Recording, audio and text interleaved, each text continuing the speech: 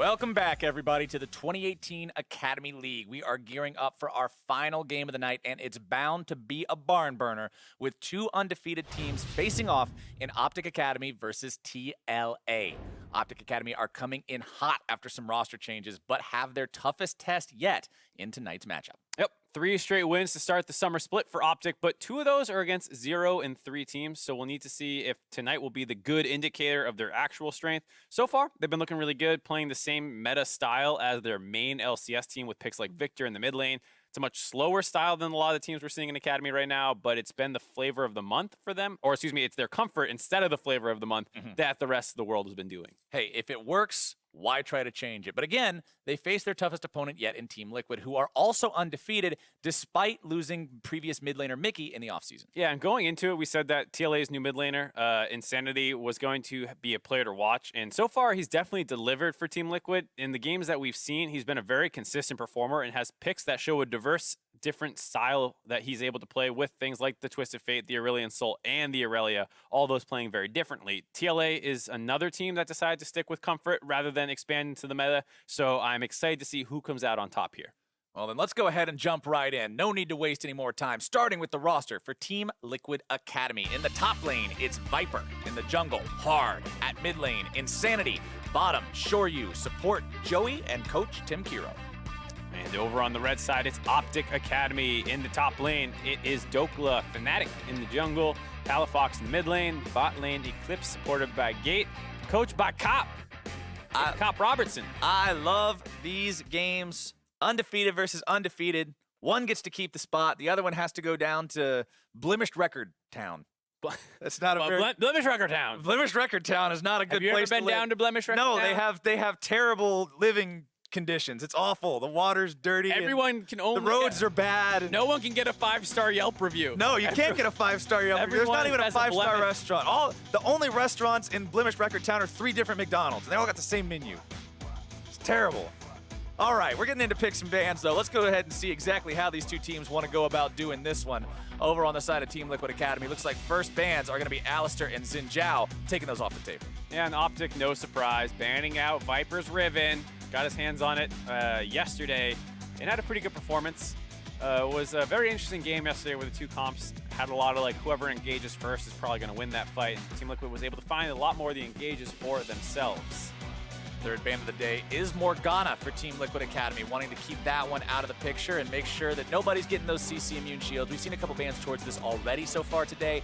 Not really surprised to see them continue. Yeah, with the presence of so many melee fighters, though a lot of them are getting banned out by OpTic, Morgana combos together super well with those. If you're going to go in and engage and try and do a ton of damage as a melee champion, it'd be really good if they couldn't stop you. And that's why you see a lot of the Morgana bans coming in, especially when you factor it into how well it works with some of the gold funneling strategies. Also, if you're trying to go in as a melee champion, it helps if you don't get hit by a bubble that then makes it so you lose 3/4 of your health to a star. So Zoe going to be banned out by OpTic Gaming there. They want to keep that one out of this game too. Team Liquid Academy starting off saying, all right, Nocturne's going to be our first pick. That's a strong jungler right now. They get Xayah and Rakan in their second rotation, while Shin and Lucian are the first picks for OpTic. Yep, and TLA kind of continuing to work with what worked for them yesterday. Joey and Shoryu have mostly been playing standard bot lanes. Even when they did play Marksman on the 8-11 patch, they were often going for that AP Marksman build. And now that Crit's back, you're seeing him play a lot of these other things. Xayah, Rakan, going to be very good for them, as well as the Nocturne pick that they played last night, also doing very well. So TLA, once again, sticking with comfort. Now, Aatrox being locked in on the side of OpTic Academy suggests to me a support Shin.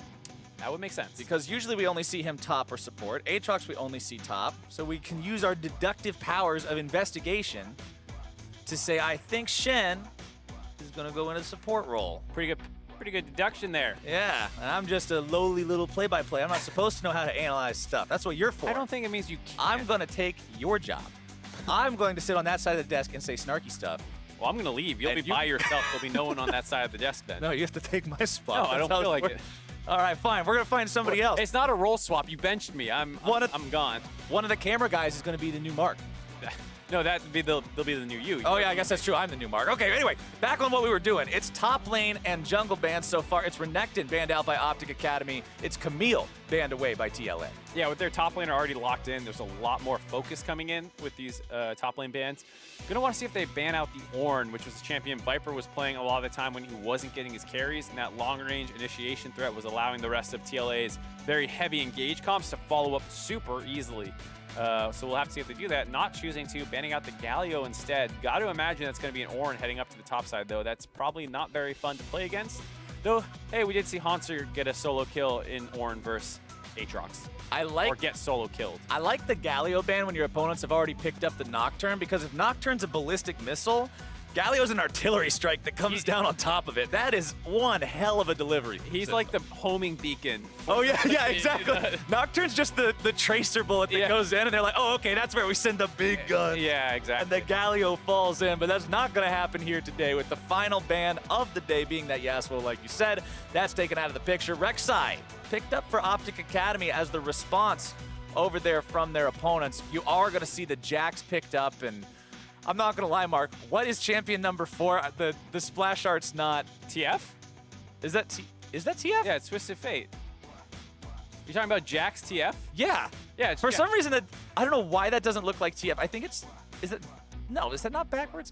I don't know. My eyes are messed up. I need to go get glasses. I'm going to schedule a thing with the glasses doctor after this, obviously, because I was not picking up on TF, but TF Nocturne. Okay, I see it now. For some reason, now that it's switched, when it was in 4th slot, I could not tell for the life of me who that was. Now I see his hat. TF Nocturne, this is some scary setup potential for games. Yeah, they got Jax on the top side. They're going to be trying to snowball him a lot. It's a very similar strategy to what they ran last night, where they had a Riven up there instead. And they also ran the Nocturne TF, the double TP onto somebody and kill them while no one else can TP to join the fight because they're blocked out. Shen is going to have a hard time clicking whoever they're trying to kill. So he's not actually a very effective counter against this dive comp that's going to be coming in for Team Liquid. On the flip side, OpTic Academy, pretty standard. The Rek'Sai is the biggest mix-up, but I forget if it was LPL or LCK I was watching. But yeah, Rek'Sai has started working her way back into the meta. Also important to note that because that Shen is going to be played in the support role, like we accurately predicted, he will not have his ultimate, or at least should not have his ultimate, at the same time TF and Nocturne do. So if those two can hit their ulti point and immediately find a way to capitalize and use it, you can get there before Stand United ever comes online. Yeah, it's a bit of a mismatch in those timings like you're talking about.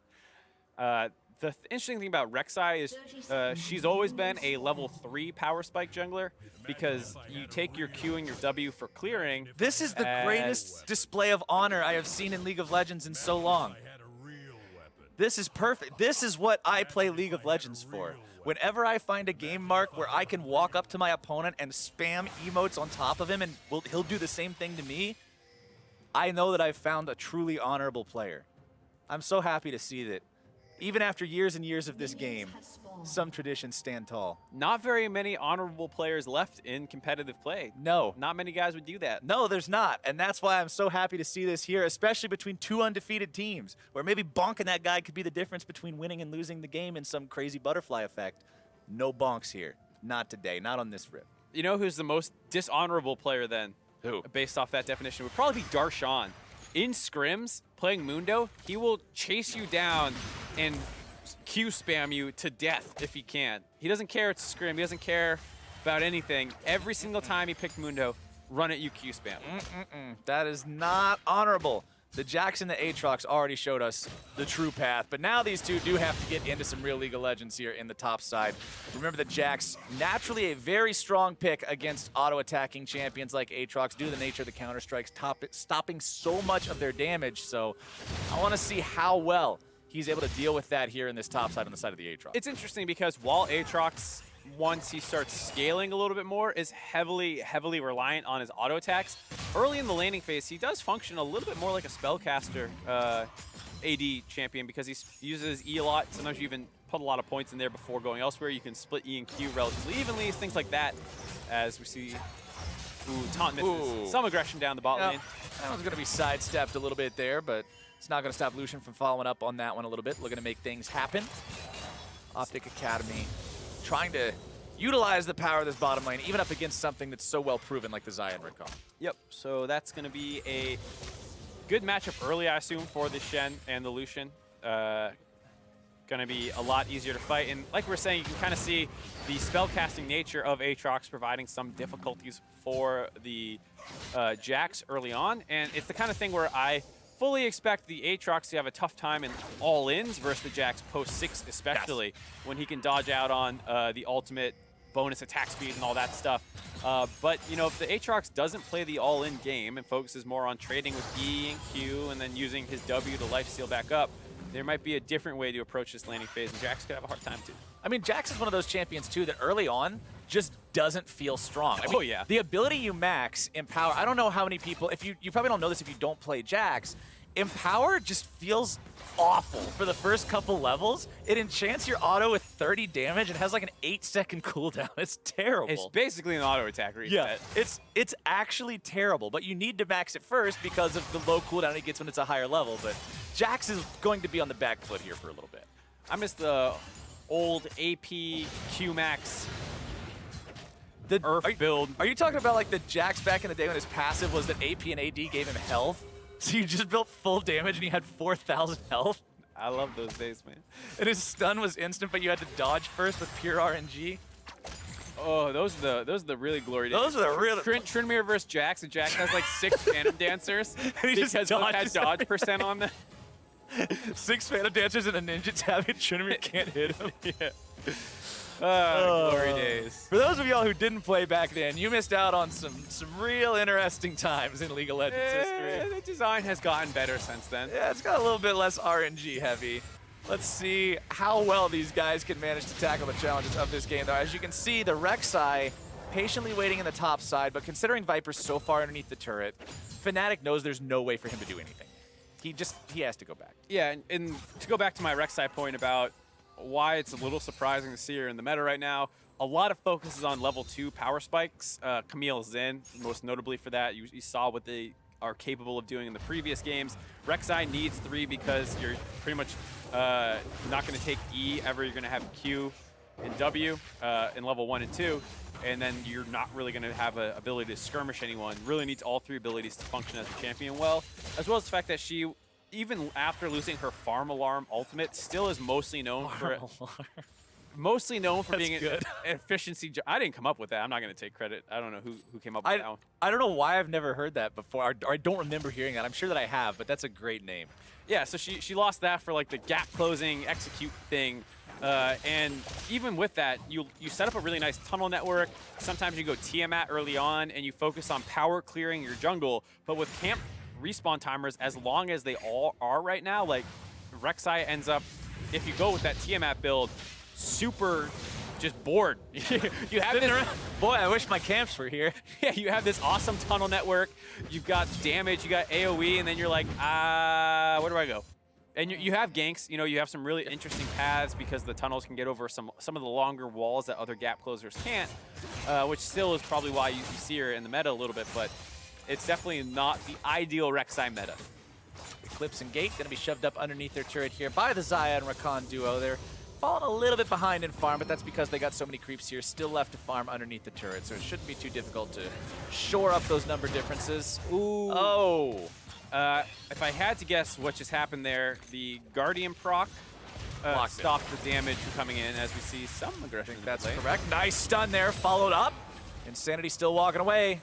Needs one more hit to get it. The Sphere won't find the mark. Fnatic wants to tank up this turret, but they will not get their kill. OpTic barely missing out on that one. Looked like Fnatic flashed a little early and then unburrowed before getting the full knock-up effect and got like the little bump up.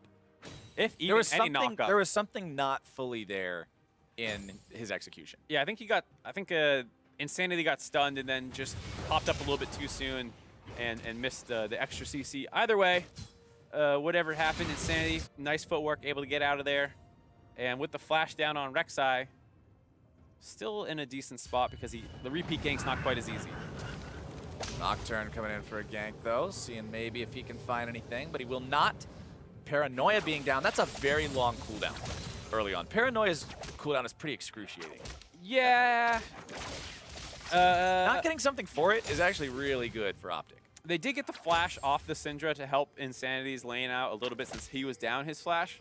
So that's not too bad. He has the Merc Tread, so he probably would have been fine in that matchup anyways. Merc Tread's rush versus Syndra, very common to get you out of the stun faster as well as avoid getting blown up 100-0. And the side lanes are a little hard to influence. I mean, they do have really nice combo potential down the bot lane for a dive. So it's a little surprising to see them use both their kind of global dive abilities in the mid lane. But if it's going to alleviate some of this pressure on Insanity, as well as the fact that the 5-minute cooldown on a flash is much longer, it's not the end of the world. Also sets him up to be able to take that Cloud Drake. So that's first neutral objective of the game, going the way of TLA. Cloud Drake means more movement speed, more rotational power, which in a composition with two of these ultis like Nocturne and TF can help a lot. Definitely the case. As well as helping Jax run away when split pushing and everyone else tries to collapse on him. Yep. Got to be able to get out of there. Leap Strike combined with extra move speed will make him a very slippery target. Palafox with his blue buff. He's going to be spamming these waves, shoving things forward. Insanity, no blue buff on him yet, so he'll have to stick with the blue cards for now to make sure that he keeps that mana pool high enough to deal with this. I gotta say, Insanity has definitely impressed me with his play thus far. He plays very team-focused champions, all things considered.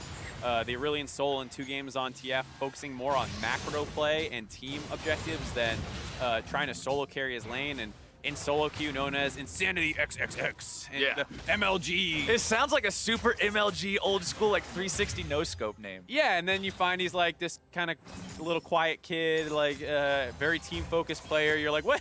What? Like, How'd you hold end up on with that here. name? Hold on. Where's your something in Zed? this math Where's your doesn't check Yasuo? out. Yeah. Where's my montage page? Yeah.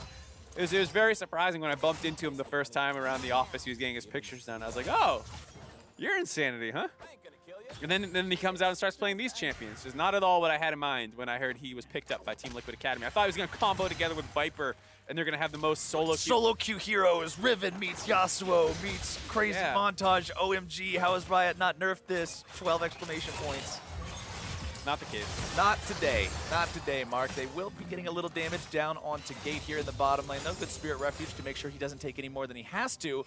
Shoryu and Joey, both with ultimates available to go. Xayah and Rakan, very, very effective as the duo here. Eclipse wanting to jump in. Going to be caught out by the Blade Color. Not quite into the stun, though. Shoryu still walking himself away. Does not have to pop the ultimate here yet, but man, is he low on health. Nice play there by TLA bot lane, knowing exactly what they need to invest to get out of that situation. Enemy team burns an Ignite, you walk away, don't use anything really, keep your ultimates and everything, and you're still good to go. So that was really nice to see, and they just continue to build their lead in the bot lane. Really hard for OpTic's matchup to contest the Xayah Rakan. Just level 1, there's just no way for Shen to really walk up and not get punished by the W start on a Xayah. So very tough, and here we see a little bit of shenanigans. I think that was a fake recall bait. Nope, not the case. All right, Shoryu. I saw a Nocturne hovering there. Yeah, I was Xayah kinda TPing back. I was like, oh, he's going to recall Envision and then W the Shen and they're going to kill him. And then they didn't. Yeah, that was a little bit strange. I'm not quite sure exactly what was going on there. It was so next level that I'm not even sure what they were trying to do. It was so next level. It was the level beyond what we thought it was, and we're still lagging behind. Yeah, definitely. Insanity wanting to get away from this Syndra here. Does manage to get stunned up. There's your flash and your knock-up, and more damage, and the first blood goes over to Palafox.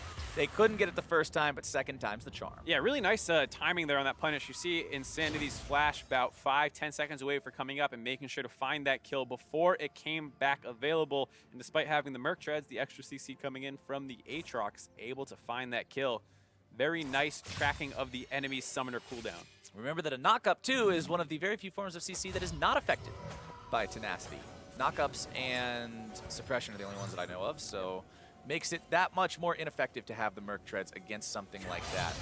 Bottom side Eclipse wanting to go in onto Shoryu here. If Gate can find a taunt, it's going to be pretty deadly, but instead just dashes forward, and Shoryu gets out. Still happy to see. Yeah, Eclipse's ult was a little off cooldown there. If he had it, he might have been able to force the flash. We'll take another look at this one. Just a really nice play. The Palafox ult might seem a little silly, but he's just kicking it off right there to get some orbs down on the ground to set up the stun. He knew he did not need to do optimal DPS combo as the Syndra because he just needs to get the setup for his Aatrox. Very smart play out of the scouting grounds. I guess most successful case. Very impressive. Yeah. Oh, hold on, topside play. Top side, Aatrox is in some trouble. They know that he went middle. They want to get revenge for their friend, and they will have it. There's that Nocturne TF combo we were talking about. You think you're in a 1v1, all of a sudden they come crawling out of the walls to get you. And the map's starting to break open a little bit. All these globals start coming in. And that was really nice timing as well, because without the ultimate available for Aatrox, it's actually pretty hard for him to get his Bloodwell passive up. And so even though it was still available, he didn't have enough spells to actually get that kind of revive off, which would have been disastrous if he's reviving under the turret. But because he can't get that, the kill works. They're able to take the first turret of the game. Yeah, they barely beat their opponents out on that first turret, too. If Aatrox gets the passive off there and you have to waste an extra 5 to 10 seconds waiting for him to revive and then killing him again, they may have lost the first turret bonus gold. So very important extra there from TLA to add on to what was already a good victory. Interesting timing there. Surprised he didn't try and cue the spot where Insanity was showing up to interrupt the auto attack from coming in, but who knows? Either way, not much that would have kept him alive there. Was probably going to go down no matter what without being able to get enough for that Bloodwell passive to come in. 1,000 gold lead for TLA. Even in kills, even in turrets. 1 Drake to their name. And you can see a lot of that gold lead there in the jungle. 90 to 77, the name of the farm when you compare Nocturne to the Rek'Sai. Top side, even gold between those two. Mid lane, even gold. Bottom side, a slight lead for the Xayah over the Lucian as well. I don't really know where these teams are particularly going to try to force the next big play. We do have an Ocean Drake coming up, but 14 minutes into the game, laning phase is not going to be going strong for too much longer with some turrets already taken down, so that Ocean Drake loses its incredible appeal. Insanity flashing away to keep himself alive, and they really do not like Team Liquid's mid laner on the side of OpTic. Well, it's kind of the classic strategy of when you're going up against a really annoying global champion, you attack the global. Attack him at his source. Yeah, if you go elsewhere on the map, the TF shows up to that fight and brings the numbers back in their favor, so go kill the guy who would normally be the one Go kill the joining backup before he can back anybody else up. Exactly. So they're kind of going back to that strategy, and it's also really nice if you're able to take his turret when you do it, because TF, if he loses his turret early on, has a harder time getting into the position to teleport to the side waves, and you can get deeper vision on him and see those moves coming earlier. So it's a good play to not only kill him and stop him from TPing around, but if you're able to take his turret, limiting or making it at least more difficult for him to pursue those side lanes. One thing I also want to point out that I only just now took notice of is the keystone on the Nocturne. Hard has lethal tempo this game, which is one of the things that makes Nocturne incredibly deadly as long as he procs that fear. Pretty much as soon as the fear procs, that's when you get the lethal tempo bonus. You just shred the guy to pieces, but it doesn't give you that instant missile damage that Electrocute does, where as soon as you hit the guy, he just gets hit with that much extra burst. So I want to keep an eye on that as the game goes along to see if anybody survives with 100 HP against him from his initial burst, and Electrocute would have killed them.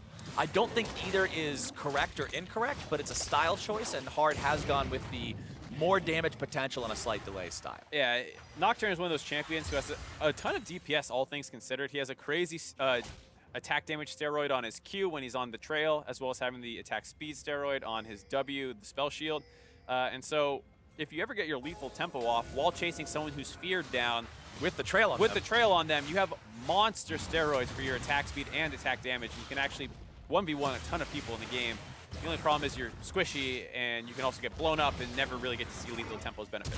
Speaking of getting blown up, Fnatic goes in, able to find the flash into the knockup. Hard wants to use the ulti to get himself away from this one. Trail's going to keep him alive for an extra moment, but Palafox gets that orb right where it needs to go, and Hard is out of there. Thanks for the leash, buddy. OpTic Academy will take that Rift Arrow.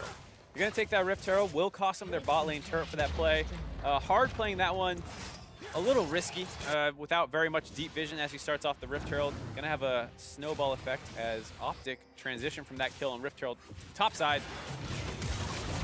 Bottom side, Joey decides to go ahead and pull the trigger. They want to go for Eclipse here. Insanity making his way into the fight as well, but reinforcements have arrived. Insanity grabbing the first kill onto Eclipse as Joey goes into stasis mode, defending against Stokla's onslaught. Palafox wants to come into the side here as well. Insanity barely going to be staying alive for now. He does fall to gate. Palafox wanting to go in into the 1 versus 2, does manage to take one down immediately, and Team Liquid Academy will now lose their top laner. A double kill for Palafox. Bit of a disastrous dive there, as not only do they lose more people in that play, that Rift Herald's working down the top side as lethal tempo. Yeah, there you go. That's the damage potential you're talking about. As soon as your opponent's stuck around you for that extra 1.5 seconds, oh, you're hurting. Yeah, definitely painful, and a crazy, crazy back and forth, all starting with Hard's death near that Rift Herald. TLA trying to use those globals to punish Eclipse, who is alone under the turret, but there's enough globals left for the enemy team. Shen is able to TP in. The TP also comes through from Dokla, and they're joining in this fight as Palafox roams down to the bot side. Dokla with that revive passive that finally is getting procced here, keeps people alive. Insanity just trying to run through the turret, gets taunted by Shen, which drops the turret aggro back onto him, so he's gonna drop. Palafox gets the kill and just walks away. Ends up being that 3 for 2 like you were saying. Viper did manage to get the kill on the Dokla, and then up here, Hard's like, hey buddy, what's up?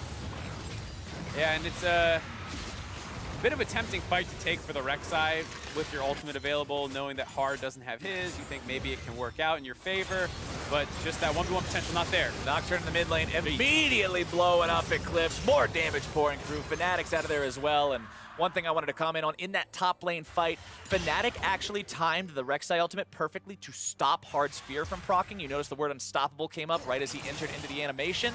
So even with that mechanical outplay, he lost the one person. Yeah. That's how strong lethal tempo can be. Definitely something to look out for. And Fnatic having a little bit of a rough game here. 5 kills, only been involved with one of them as the Rek'Sai. Missed that flash knock-up on another potential kill. Has been struggling to get involved quite with the rest of his team. Looking for more for him this game as that Rek'Sai pick.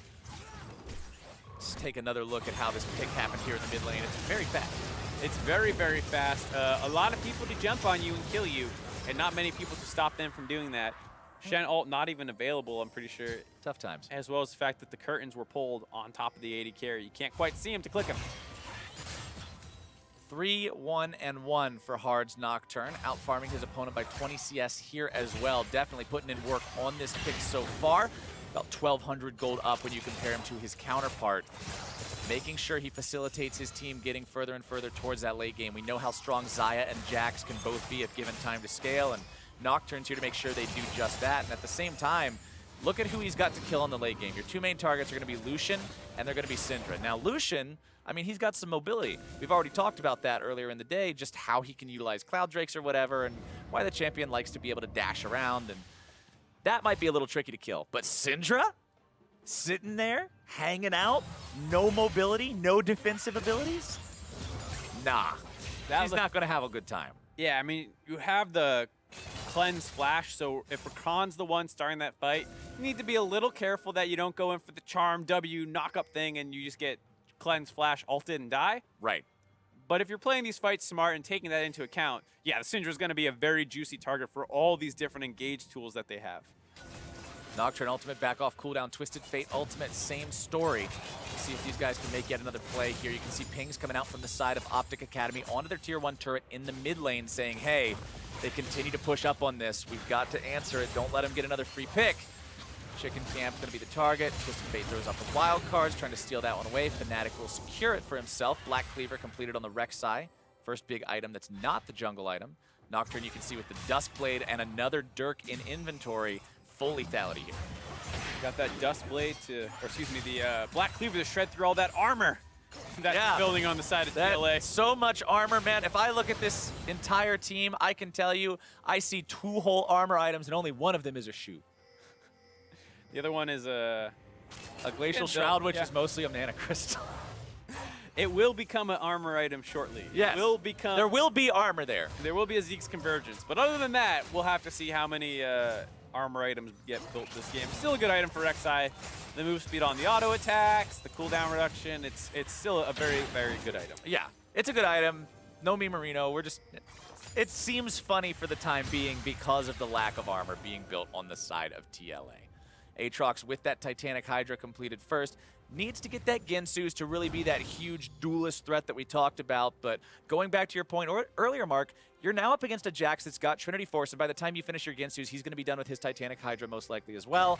So now Aatrox is like, okay, I'm this strong guy who's really good at like fighting in the split push and the all-in, but I don't want to fight Jax. Yeah, I'm pretty sure they don't win that. We see the gank in the mid lane. Oh, remember what we said about Syndra and being a target as Rek'Sai goes in just to get himself killed. Fnatic does not want to be there, but he is anyway as the tier 1 turret goes with him A big win for TLA. Most importantly, they didn't just kill the mid laner, they killed Fnatic with the smite. So this is going to mean a free Baron for them to start off. OpTic does have some members to try and contest it, but this feels like a suicide mission. Well, here they go. Let's see if they can do it. They've got to try. Baron down to half HP. Taunt lands onto Joey, who dashes away to the safety of his teammates. Extra range when he dashes to Zaya. Dokla here into the middle of the fight, seeing if he can make anything happen. They got it! The Aatrox steals the Baron. Dokla comes up massive. Gate grabs the kill onto Joey, able to find a taunt here as well. Shoryu staying alive. There's still 3 up on the side of TLA. It's a 2-for-3 trade. The Baron is given away, though. Absolutely insane steal from OpTic Academy to stop this game from getting out of hand. We'll have to take another look at that, I'm sure, to see exactly what went down with the smite here, because this should be pretty much guaranteed. Dokla did do a good job distracting by flashing in and ulting and looking like a big scary demon thing. Sure. But you have 2,100 damage. It gets spiked. Oh, that's 29 away. 29 away, but there's no real threat of it getting bursted. There's no more giant spike of damage that's going to come in. You were relatively healthy. I think he was at like 500 HP. Actually, he had a smite for the HP, so maybe he was closer to dying and felt like he had to smite then to not die to the Aatrox. I'd have to watch that one more time to know exactly if that was a big mistake by Hard, or if Dokla had some good target prioritization to put Hard in a situation where he thought he might die.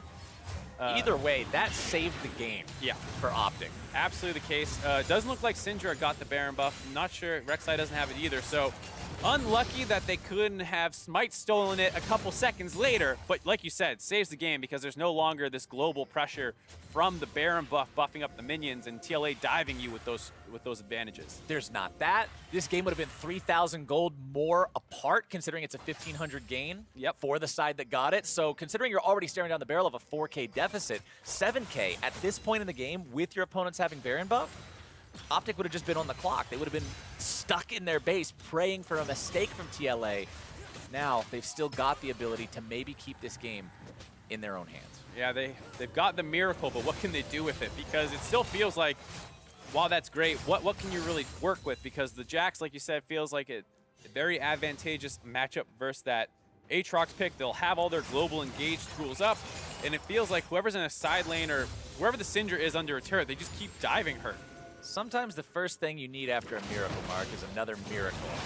Yeah, we can turn the water into wine, but we need a couple more gallons just to make sure that this all works out. Dokla will work on this Ocean Drake himself, grabbing some extra regeneration here for the side of OpTic Academy. That's the first Elemental Drake this team has secured.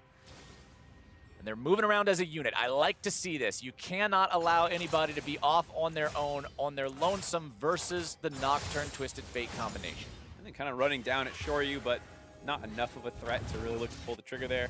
And the Jax, after seeing everyone, he's like, all right, that 1v1. Nobody's near me in this Aatrox. I can try to have some fun here with this one. Insanity pushing up into the top side. There's a single card into that turret and realizes it's probably time to get out. Gate hangs around in between these two lanes, making sure if anybody needs some help, he's there to defend.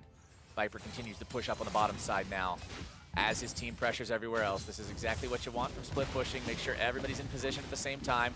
Joey makes his way down here. For those of you who are wondering why you use a Counter-Strike, you can actually get 2 different Trinity Force procs off with one use of Counter-Strike, once on the activation, once on a slightly early cancellation. Makes it so you take the turret that much faster. One reason why Jax is so good at split pushing once he has that Trinity Force. And with 5 turrets now down on the side of their opponents, Team Liquid Academy has that bigger and bigger gold lead. 6K now, getting harder and harder to deal with for OpTic. Yeah, and this is why having that Baron buff would have been absolutely disastrous. Here we go, Nocturne showing up in the bottom side. Dokla wants to get the passive, does so. Hard barely walks away from the turret. Resurrection comes through. Charm also going to be coming out. Dokla taken down. Viper now going even further in, recognizing the fact there's no way out but in. As he manages to get a second kill. It's 3 dead on the side of OpTic Academy as TLA has to back away. They have won the fight, but their health bars are potentially in danger. Palafox, no ulti, but still has the entire rest of the Syndra kit. Still going to be pretty hard for them to defend this. Joey can go back in with his W and threaten to kill the Syndra. She has flash available, but too hard to defend this turret. hard, has also healed up by a significant margin, and it looks like inhibitor #1 will drop 27 minutes into this game as TLA finds a fight. They have a crazy 1-3-1 setup here. It was pressuring all over the map, and then with the global mobility it provides, they can end up in basically any lane. They dive the Aatrox for the kill, and this is why, you know, they said, we don't need the training weights of Baron. We'll do the same exact strategy without the auto-pushing minion waves. This is just a weakness. Let us show you what we're really capable of. Yeah, we don't want to win the easy way. We're trying to learn and get ready for playoffs. We're going again. for achievements. Here you see there's that global pressure. I mean, TF all the way up in the top lane starts rotating down as the 3-man collapse came in on the bot side. They're able to kill him. Eclipse thinks he's going to try and turn this, and Viper doesn't know what retreat means. He keeps going in, just flashes him by himself and wins that 1v1. Does let Palafox trade it out, but you see Shen not really being able to get involved. The darkness turning the lights off so he can't actually ult the Aatrox, so he has to run down. They're all slow. And now the Twisted Fate and Nocturne just get stronger and stronger and stronger. It's double lethality items. It's Lichbane plus Roa plus Zhonya's Hourglass. TF can do the immaculate bait where you just gate in and then you immediately Zhonya's yourself. It's the Messiah. The Messiah. We need to remember the legend. That's why I called it immaculate, because of play on words. Okay. Messiah. Come on. Come on, Mark. Come on. I got you. All right. That's cute. Well, we'll see how it works. I really hope we get to see it. I know it's super rare, and most of the time it's actually useless, and you just do it as a meme. But I hope it's a meme we get to see. I feel like it was you know, some of those mind games lost a lot of their effectiveness once people started seeing it more often. The first time someone ported into 5 men, you're like, oh my god, we thought we'd blow him up, and we did. Here we go. All right, Fnatic can't quite find what he's looking for. Instead, only finds his 5th death of the game. This Rek'Sai is not doing what they need it to do. Eclipse on the back line, thinking he's safe. Still gonna be safe. They do take down hard, but now it's a double kill over for Insanity. Still looking to set up even more. Joey goes into the back line. Palafox is gone. Dokla tries to fight, but 1 versus 5. That's not a fight you want to be taking. As he goes down, it's an ace for TLA, and this is likely the game right here. I don't think anyone will stand in their way. It's 18 seconds before Fnatic comes back up. The Nexus turrets are dropping way too fast, and we said it at the start of the game. Only one of these 2 undefeated teams will retain that title at the end of the day, and when the dust settles, it's TLA at 4-0. You liked it yesterday, and it was twice as nice today. The Nocturne TF making plays all over the map, diving people. You take defensive globals, doesn't matter. Nocturne cancels those out. Only offensive globals allowed. This team played their comp exactly as you wanted to see the comp played, and even at the start of the game, we were kind of talking about how the Rek'Sai seemed unusual. It seemed like the pick that didn't fit in too well. You mentioned how it had a little bit of play in some other regions, but it did not work for OpTic this game. No, and I think it's a little unfair to just blame the Rek'Sai pick. Fnatic definitely could have played it better. If they snowballed that mid lane even harder, because they did have some nice advantages there. If they were able to continue punishing Insanity and they take that mid lane turret and he's 0-2 TF, maybe he can't get around the map quite as easily and break open the side lanes, which were kind of winning naturally on their own. Right, but since he was able to recover, since TLA did manage to play to their comp's win conditions so well, they proved why they deserve to be 4-0. And we even mentioned at the start of this game for OpTic Academy, they've played against some of the weaker teams so far. This was going to be their big test, and unfortunately for them, that test proved too tough this time around. And maybe it's the case where they should have done more to try and mix up the strategy that TLA was going for, because like we said, we saw it yesterday. It looked really good. They fell behind really badly yesterday off some horrible level 1 stuff. And once the game started breaking open more and turrets drop, that TF Nocturne comp actually gets stronger as the game goes on and the map becomes more open because their ranges increase. There's less turrets defending you. The map's more open. And it's not like you're getting more with the Shen. He's always global. He always provides a shield, but that guy's just going to die before you can ever cast it. And so both games, it just kind of snowballed on, and they eventually found kills, and it feels like you got to start breaking this little attack pattern up for TLA. Sometimes the win condition can be interrupting your opponent's win condition successfully, and we're talking so much about Nocturne, we're talking so much about Twisted Fate, so now why don't we hear from the source? To hear more about that victory, I'd like to welcome Insanity to the broadcast via Skype. Insanity, awesome game you guys just played. Welcome. Thank you. Yeah, I mean, that was great, actually, even though I pretty much just inted that game. I mean, they threw a lot of ganks at you. Yeah, they really didn't want you to have a good laning phase at all. They were definitely going for Camp TF as the strategy. So, you guys' strategy, though, when you guys came into this game with Nocturne and TF, like, was this what you were going for from the outset of Champ Select, or was this just something like as soon as you saw the first wave of bans go through, you're like, oh wait, we need to get that? Well, leading up to this, we just wanted to pick Nocturne and TF for like a pick comp so we can split well as well. And for this game, we just literally all I had to do was not die, and it would have been perfect. But I ended up inting a few kills over, but it still went well. So I got to ask you about this. The name Insanity, and in the solo queue, it's Insanity XXX, and it's this kind of like crazy MLG name looking for the highlight reels. And then you're playing Aurelion Sol and TF, and you're this nice guy, and it's just like, what's going on? You seem like such a team player when your name would suggest 360 no scopes. What we're asking is, where's the disconnect? Where'd you get the name? How did you come up with Insanity XXX? I just like the word insanity. Like I like the atmosphere around that word, and it wasn't available when I first started playing this game, so I just threw in some filler at the end of it. That makes sense though. You got to throw that in there. It's like that's like I had the 2 on Captain Flowers on Twitter. Yeah, for so sometimes long. you just gotta throw some junk. I got an extra E in my name. So everybody's got things like that. But so far, you guys are the only team still sitting in Academy that, well, wait, not the only team. You're one of the only 2 teams, I'm sorry, that has a perfect record in Academy Summer Split 2018. What do you think sets you apart from all these other teams? Why is TLA so good? I just think we really mesh well together, and we have a really strong voice on the team, Joey, of course, and it just goes so well together with how we play. So what has it been like kind of integrating with all those guys? Because you came in to replace Mickey, who is everyone calls Coin Flip Mickey, this absolutely crazy player, and you have a very different play style. So what has that transition been like for you? It's been pretty easy, honestly. I think my playstyle actually before I came here was a lot of coin flip as well, but I'm sort of adjusting to be this more consistent player that actually revolves around the team and does what I can to sort of help everyone get what they need to be or get what they need to do done. Just try to be a team player, you know? Yep. Soul, TF, etc. All right, so moving forward, working with this team, obviously you guys have had a lot of success so far in the first couple of weeks, but as we all know, a split is not just 2 weeks. So what is the plan for TLA moving forward? Like, what are your personal goals to work on and succeed at to make sure that TLA finishes the rest of this split the same way that the start has gone? I think we just need to keep improving, stay focused, don't get complacent.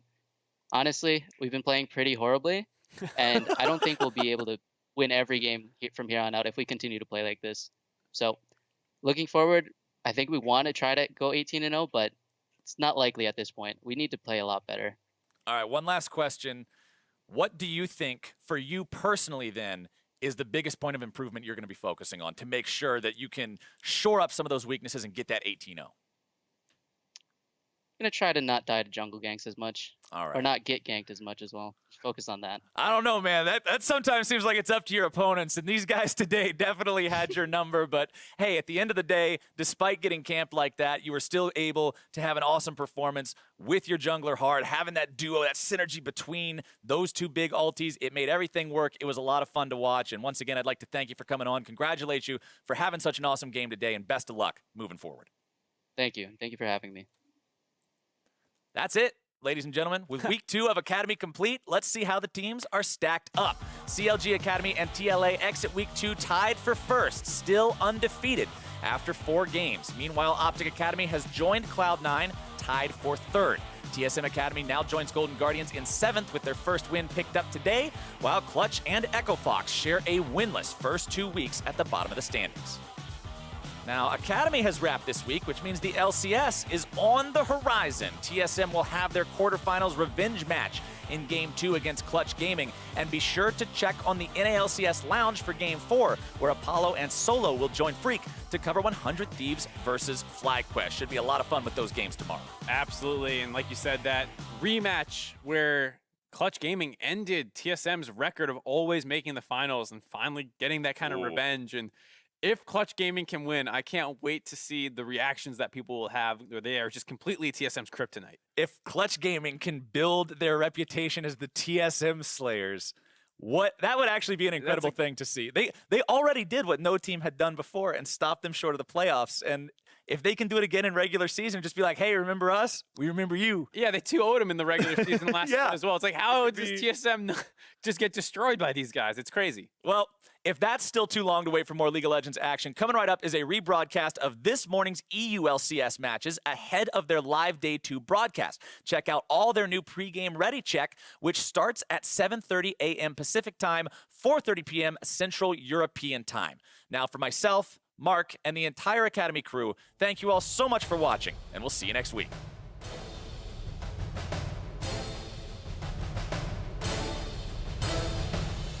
Insanity wanting to get away from this Syndra here. Does manage to get stunned up. There's your flash and your knock-up, and more damage, and the first blood goes over to Palafox. Palafox wants to come in from the side here as well. Insanity barely going to be staying alive for now. He does fall to gate. Palafox wanting to go in into the 1 versus 2. Does manage to take one down immediately. Dokla here into the middle of the fight, seeing if he can make anything happen. He got it! The Aatrox steals the Baron. Dokla comes up massive. Resurrection comes through. Charm also going to be coming out. Dokla taken down. Viper now going even further in, recognizing the fact there's no way out but in. For the back line, thinking he's safe. Still going to be safe. They do take down hard, but now it's a double kill over for Insanity. Still looking to set up even more. Joey goes into the back line. Palafox is gone.